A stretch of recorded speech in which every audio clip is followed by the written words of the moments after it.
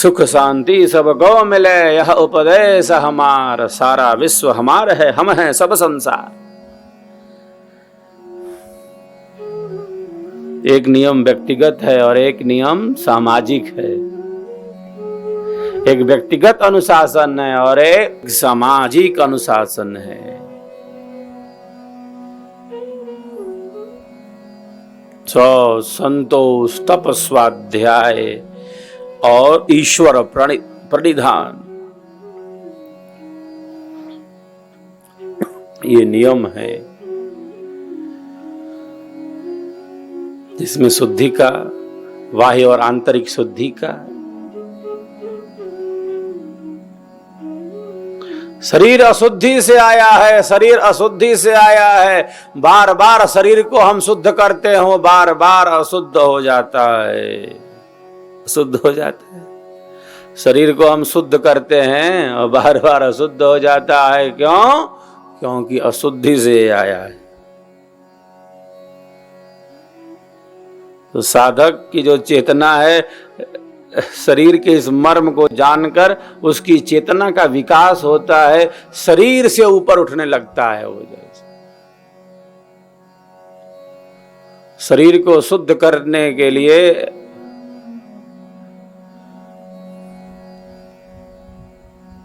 विभिन्न प्रकार की क्रियाएं की जाती हैं, करनी चाहिए। रोगों से निवृत्ति के लिए, दुखों से बचने के लिए। वमन विरेचन बस्ती नस्यम रक्तमोक्षण, ये पंच कर्म है। इसके पहले भी दो पूर्व कर्म है, स्वेदन और विरेचन, स्नेहन।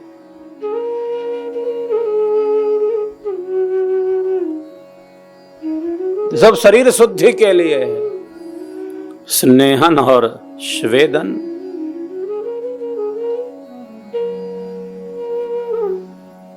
मन विरेचन बस्ती नस्यम और रक्त मोक्षण, रक्त की शुद्धि के लिए।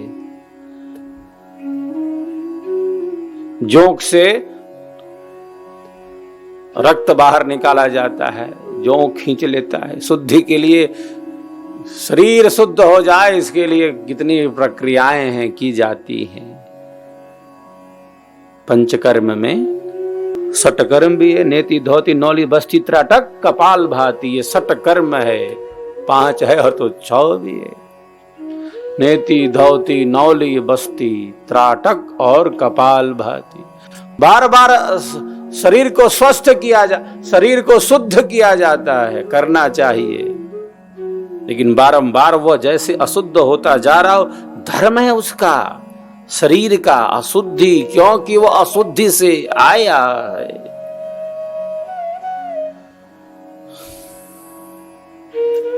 मलमूत्र से भरे शरीर में घोर अंधेरे में उल्टे लटक गए। न जाने कितनी बार वो शिशु बेहोश हो जाता है। घोर अंधेरे में मां से भी ज्यादा कष्ट भोगता है, गर्भ में, घोर अंधेरे में मां से कई गुना ज्यादा वो भोगता है। प्रार्थना करता है, प्रभु बाहर निकालो।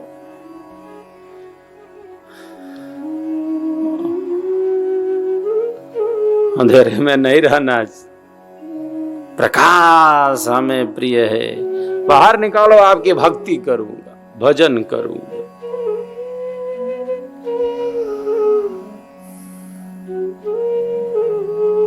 शुद्धि के लिए क्रियाएं तो होती हैं, करनी चाहिए।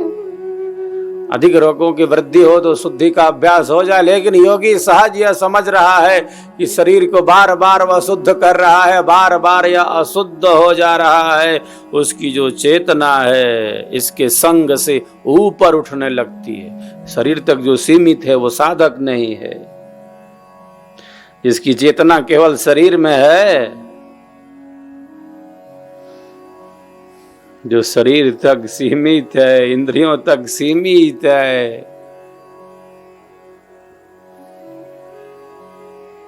तो सीमित थोड़ी रहता है साधक, वो बाधक थोड़ी है कि बाधा में आ जाए। जिसने अपनी चेतना का विकास किया है, कर लिया है, वो साधक है। जो शरीर तक सीमित नहीं है, जिसकी चेतना का ऊर्ध्वमुखी विकास हो जाता है, जो आत्म रूप चेतन रूप में स्थित हो जाता है, शरीर में रहते शरीर से परे पदार्थों का अनुभव कर लेता है। शरीर क्यों है? इसलिए है कि शरीर रहते आत्म कल्याण का मार्ग प्रशस्त हो जाए। इससे पहले कि शरीर नष्ट हो जाए, क्यों मिला था शरीर? इसका अनुभव हो जाए। इससे पहले कि शरीर नष्ट हो, क्यों मिला था ये, इसका अनुभव हो जाए। बात खत्म। कब ये नष्ट हो जाए कुछ पता नहीं।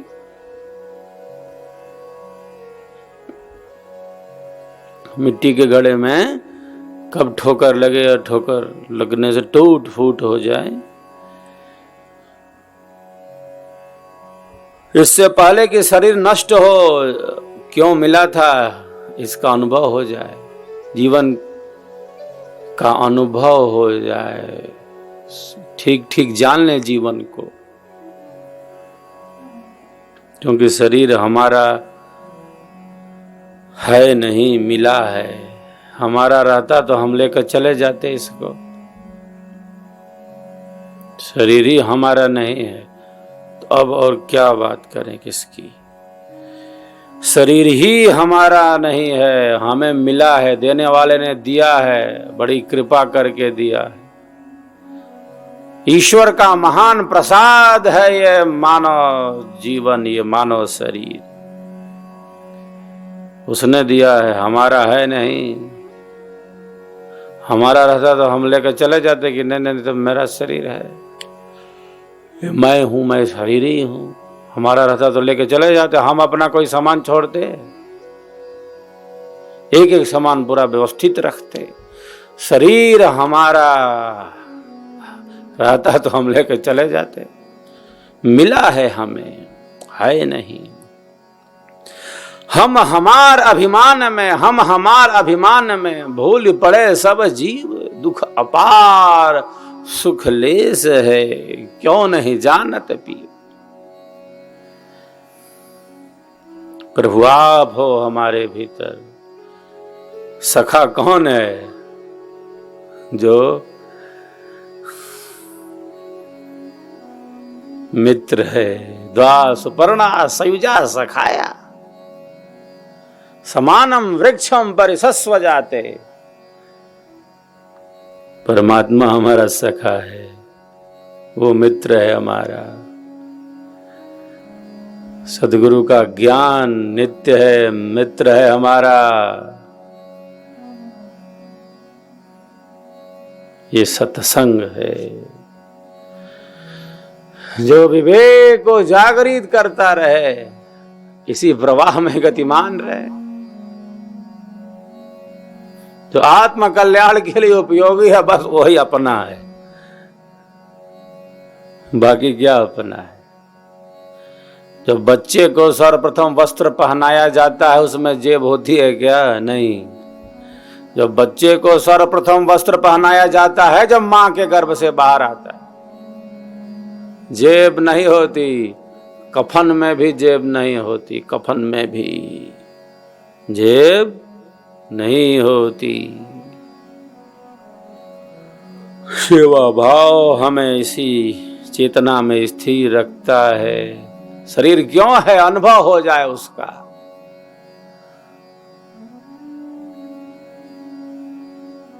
जो है उसका अनुभव हो जाए, जिसके कारण ये शरीर है, ये जीवन है। जीवन का आधार परमात्मा है, सबका जीवन प्राण है, सबका एक आधार अज अद्वैत नाम है, परम पुरुष करता। जो आत्म कल्याणकारी है वही अपना है। जो हमारे लिए कल्याणकारी है, आत्म कल्याण का अर्थ है हमारे लिए, मतलब आत्म कल्याण के लिए, लक्ष्य तक पहुंचने के लिए जो उपयोगी है वही अपना है, बाकी तो सब पराया है। जगत के रंग सब झूठे, तू अपने रंग में रंग ले। अपना मतलब जो आत्म कल्याण का मार्ग जिससे प्रशस्त हो, अपना है। ईश्वर का पथ जिससे गतिमान हो जाए वो अपना है। जो चेतना है वही अपनी है, चेतना का विकास अपना है। इसी त्याग भाव के साथ, श्रेष्ठ भाव के साथ शरीर में, संसार में, घर में, परिवार में सब कर्तव्य कर्मों का उचित ढंग से पालन करते हुए एक साधक रहता है। संसार में है वो, संसार उसमें नहीं है, क्या बात है। सब कार्यों को उचित ढंग से करता है क्योंकि एक शक्ति से जुड़ा है, सेवा भावना से जुड़ा है, फंसा नहीं है इसमें। घर में रहना, संसार में रहना, परिवार में रहना, दुनिया में रहना किस तरह योगी जानता है। योगी का लोक व्यवहार है मैत्री, करुणा, मुदिता और उपेक्षा। जो वस्तु जैसी है उसको वैसा ही जान लेता है, इतना विवेक उसका विकसित हो जाता है। गंगा में स्नान करना है, प्राणों को थोड़ी गंवाना है डूबकर। गंगा में स्नान करना अच्छा है, बाहर निकल आना है। घर में रहना है, डूबना थोड़ी। संसार में रहना है, डूब के मर जाना थोड़ी। संसार के भोगों में गहन आसक्त होकर डूब मरना थोड़ी अच्छा है, रहना अच्छा है, डूब कर मरना नहीं। शरीर में रहना है, डूबकर मरना नहीं। गंगा में स्नान करना अच्छा है, गंगा में डूबकर प्राणों को गंवाना बिल्कुल अच्छा नहीं। साधक इसी में स्थित हो जाता है क्योंकि वह सेवक होता है, त्याग भाव में स्थित हो जाता है। ईश्वर की अनंत शक्तियां स्वतः सेवा में संलग्न हैं। तो अपनी भौतिक कामनाओं को महत्व न देकर अत्यधिक रूप से, बल्कि जो उचित श्रेष्ठ है, जो धर्म मार्ग है, उसमें अधिक गतिमान रहना, जो समाज, देश, राष्ट्र, विश्व के लिए उपयोगी हो, उन कामनाओं से अपनी श्रेष्ठ कामना को जोड़ लेना।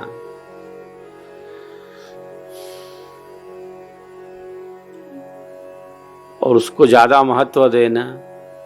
किसको? जो सबके लिए उपयोगी हो उसको।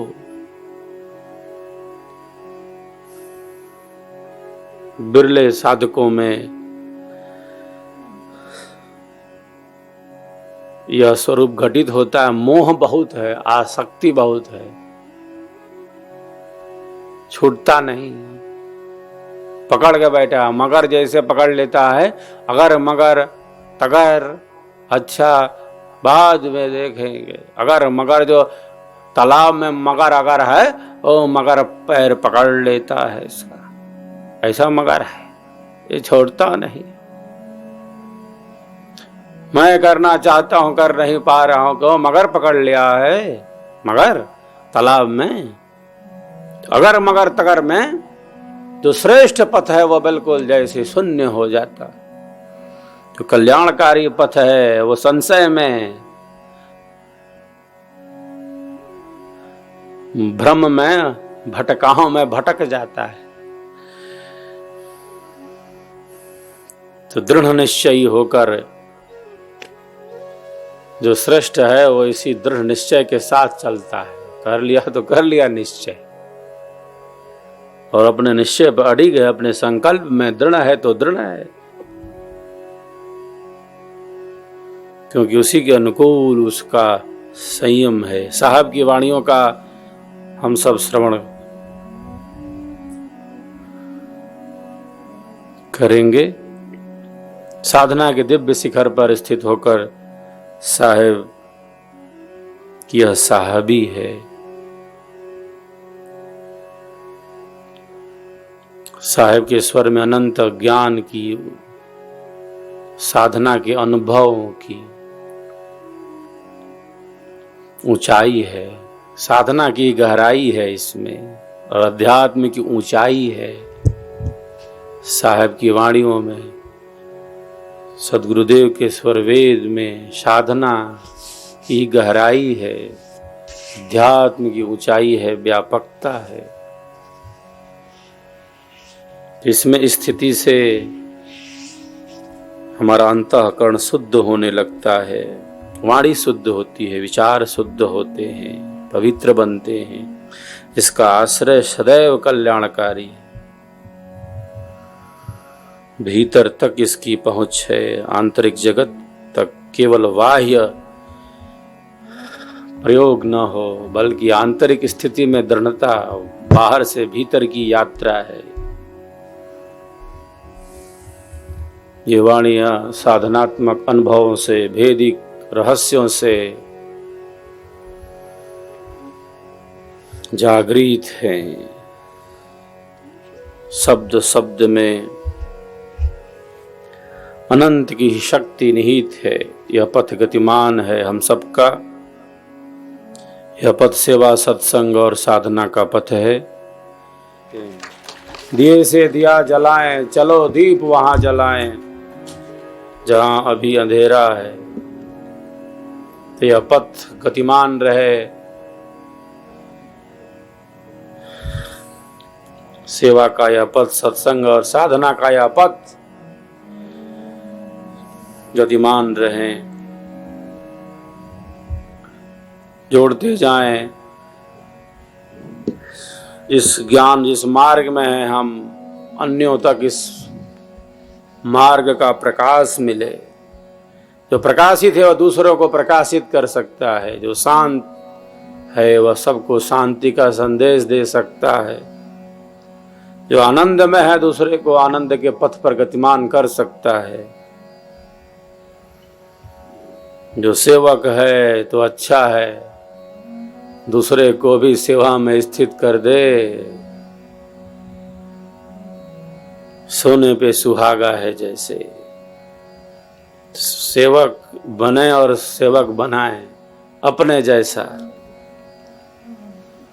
जोड़ते चले दिलों को दिल से, मन को मन से, जन जन तक, मन मन तक यह रथ पहुंचे। सद्गुरुदेव का यह ज्ञान गतिमान रहे, धारा बहती रहे, प्रवाहित रहे, सिद्धांत जन जन तक पहुंचे। शिष्य के जीवन की सार्थकता इसी में है। सद्गुरु कार्य में शिष्य के जीवन की सार्थकता है। ईश्वरीय कार्य में, स्वरवेद महामंदिर निर्माण कार्य में, शुद्ध अंतःकरण का निर्माण, श्रेष्ठ मानव निर्माण, दिव्य मानव निर्माण, स्वरवेद महामंदिर निर्माण का अर्थ है परम कल्याण का निर्माण, भारतीय संस्कृति की दिव्य स्थिरता, ऋषित्व की स्थापना, ऋषित्व की स्थापना। दिए से दिया जलाएं, चलो चलो दीप वहां जलाएं जहां अभी अंधेरा है।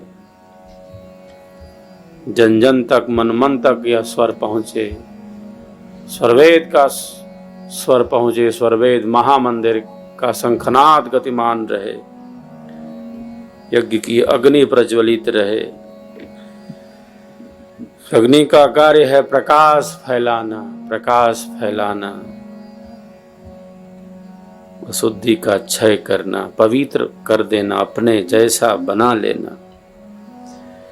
तो जो साधक है वह दूसरों को भी इस पथ पर, इस प्रेम, शांति, प्रकाश के पथ पर गतिमान करने की सद्प्रेरणा देता है।